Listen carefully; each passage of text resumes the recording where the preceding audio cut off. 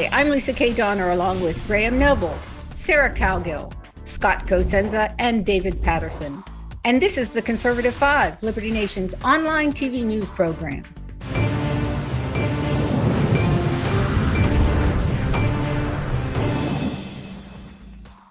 On May 15th, Special Counsel John Durham released his final report on Crossfire Hurricane, an investigation 4 years in the making.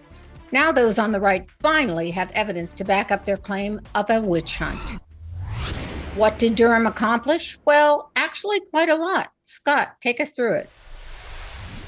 Well, I didn't read all of the 300-page report, Lisa, but I read quite a bit of it, and I'm shocked and disappointed. Yeah, not just every word, but what sprung to mind was the first verse of Leonard Cohen's Everybody Knows song from 1988, which goes, "Everybody knows that the dice are loaded. Everybody rolls with their fingers crossed. Everybody knows that the war is over. Everybody knows that the good guys lost." Oh, that's depressing. It is depressing. I thought the report was profoundly depressing. I think it either means that just the FBI is completely and totally corrupt from the top on down and needs to be eviscerated, or that our entire republic may be a hollow vessel, because there was collusion to deny democracy in America, and it was by Hillary Clinton and her lieutenants and her allies in the big box media. That's what the report reveals. That the principal findings of the report are that, as far as I'm concerned, and that the FBI violated their own standards when trying to initiate an investigation against Donald Trump for political reasons. Those are the big takeaways. And then the other sort of ancillary takeaways are the media has supported it and still does support it by not doing a massive mea culpa, which would be the only acceptable, I think, response to this from honest brokers. And then the other thing is we're now fighting a proxy war in Russia against Russia in Ukraine. And I think that war has been aided by this disinformation effort, that we may not have, we may not be in these hostilities to the extent we are. Flirting with World War III, in my estimation, as a result of this. And it's impacting the next election as well. Donald Trump is going to be using the release of this Biden Justice Department report. By the way, that's the auspices under which the report came out of. It's, Durham wrote it, but it is the Biden Justice Department that he works under. And we're going to see the reverberations of it continue into the future with more electoral issues. So it's a disaster all in, I think. Well, you took up my next set of questions, which really, Graham, I wanted to talk a little bit about the media reaction to this. I mean, it seems like those who won Pulitzers for their Crossfire Hurricane coverage covered it, but they buried it. And, all the other people that were saying the whole time, this is a bunch of hooey. They are, really reporting on it. But it seems like much of America is not really aware of what happened in Crossfire Hurricanes in the Durham Report. No, and the media's reaction to it, or should I say at least the left-leaning section of the media's reaction to it, is astonishing, because it's not so much that they have criticized the report. They haven't, as Representative Adam Schiff, I think, just recently said that the report was flawed. That's not the take they've done on it at all. They've gone the other way, and they've said this report is great because it shows that the FBI didn't do anything wrong and the whole thing was justified, and Donald Trump was colluding with the Russians, and that this is great. What a great report. It just totally vindicates what we said all along, which is how they managed to glean that from this report, which, by the way, I have read almost every word of, is just, it's incredible. It's a complete denial of reality. I mean, the report is no less than damning. I mean, I'm not going to, go through every single item that Durham brought up about how the FBI threw its own rule book out the window. But just the fact that they opened this full counterintelligence investigation based on no verified evidence whatsoever, and they didn't even go through their own procedure, which is normally when they open an investigation, they begin with an assessment, and then they go on to a preliminary investigation.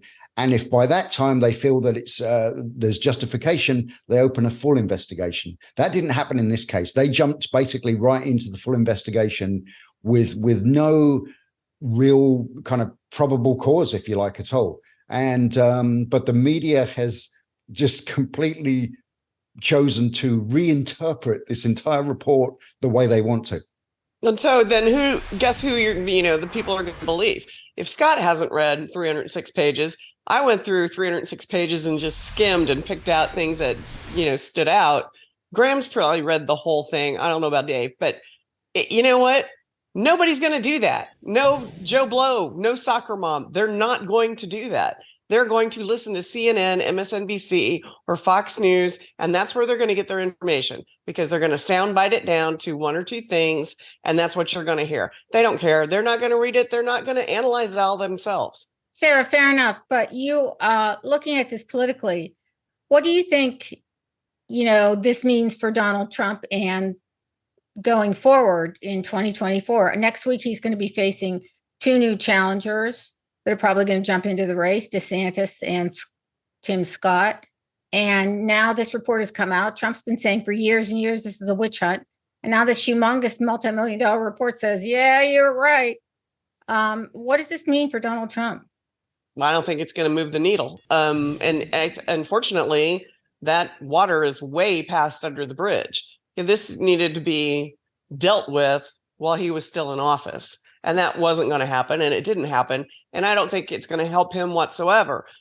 He wasn't elected in 2020 for a whole host of reasons, that maybe being one of them, but I don't think it was the only reason. I think people just were tired of the fights and the argument and the mean tweets, and I think look what we got now. Him in the primary. I don't think it's going to help him one way or the other. I really do think it's a nothing burger at this point. Well, I was just in the primary. I think this helps him quite a bit. All of the media outlets that are not anti-Trump, like LibertyNation.com, for instance, interested in fairly reporting the news and the facts, we have to talk about this and how the hoax was about getting Donald Trump. And I think that has to accrue to his benefit in the primary. He gets to come out and say, because things had been trending against him. The tide of things with the January 6th reporting, I think it all worked sort of negatively for Donald Trump, even amongst conservative reports. Oddly enough, Dave, point taken, Scott, but oddly enough, you say, Scott, that things have been working against him, but every time something goes against him, his numbers go up. I mean, he's indicted, his numbers go up. They go up Republican. They go up in the party. They go up with the party base, the party soldiers. That's where we are. That's where we are. And we're at the but I mean, that doesn't help the Republicans take back the White House in 2024 whatsoever. Well, because Dave, the independents are the crazy people out there. I hear what Sarah's saying, but on the other hand, many of these polls are broader than simply Trump's base, and they all show precisely the same thing, that whenever something untoward happens toward Trump, his numbers go up. I know. And so I don't think that you can just hang it on his base. I think there are a lot of independents who say, just a second, everybody's piling on here, and it's simply not fair. And, the guy's got something to say. And, I kind of liked what he did when he was the president. I mean, he did things that were substantively American. And what's not to like about that? So, I mean, that's kind of where I am on this. Any other final comments on Crossfire Hurricane? I mean, Trump all along was saying it was a witch hunt, and now it seems like the Durham Report is saying the same thing. Do you think, let me ask you guys one question, and that is the fact that nobody really got hammered for this. There were a couple slaps on the wrist. Somebody got community service. That seems to be hampering this whole report.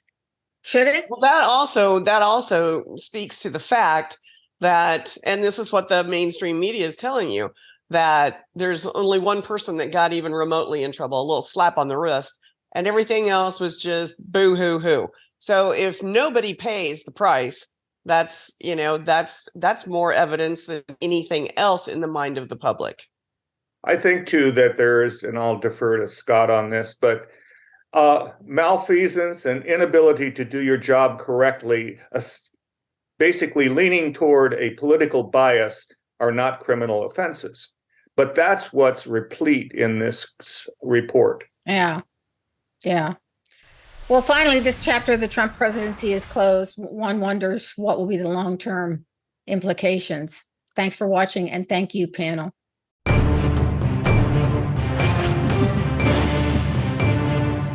That's it for our Conservative 5 panel today. Check out our other C5 shows and segments on your favorite video platform. YouTube, Vimeo, Rumble, we're on them all. As well, Liberty Nation has its own Roku channel where you can see all of our TV productions. Thanks for tuning in, and remember, surf on over to libertynation.com. I'm Lisa K. Donner, Editor-in-Chief. Thanks for joining us today. This has been a production of libertynation.com, where truth matters.